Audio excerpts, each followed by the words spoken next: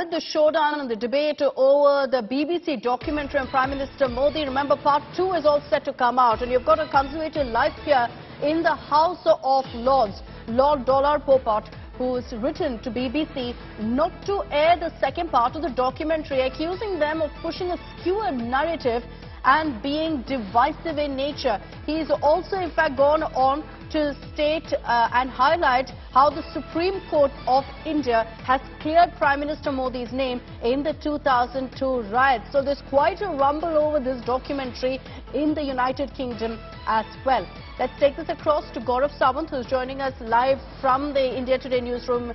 He'll be getting us all the latest on this. But this British MP now has shot off a letter to the BBC saying don't release part 2 of your documentary. Remember, so far there's only part 1 that's been released that has already created this massive storm.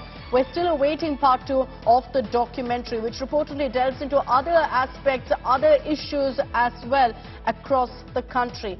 But the British MP has said that this is clearly a divisive documentary. It says it's divisive in nature and is completely skewed, and that's why he said do not release the second part. He's shot off this letter to BBC, and this highlights for you how there is a showdown, there's a debate not just in India but also in the United Kingdom, where interestingly just a few days ago you had UK Prime Minister Rishi Sunak coming out to back Prime Minister Modi, saying he doesn't agree with the kind of characterization that's been mentioned in the BBC documentary. Gaurav Sawant is with me right now with more on this. So Gaurav, right now the focus is on part 2 of this documentary. There's a growing chorus saying don't release the second part. The first part, according to this British MP and several others, they've argued that it's completely slanted, that it's completely showing only one side of the story.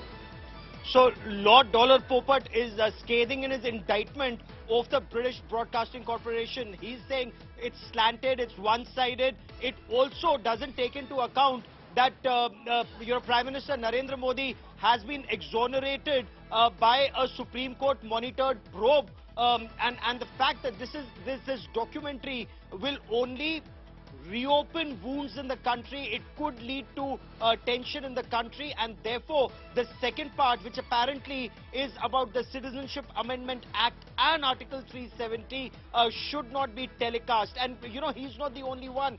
There are several others who've come forward and also asked the question whether what is the aim of this documentary, the timing of this documentary, and whether due diligence, due research was done in this, including the fact that Lord Popat asked, does this documentary actually show that a Supreme Court monitored SIT had actually given a clean sheet or cleared Prime Minister Narendra Modi or then Chief Minister of Gujarat Narendra Modi? So there are several questions that remain to be answered. Another very important aspect that some within the country are also raising is who would people have more faith in?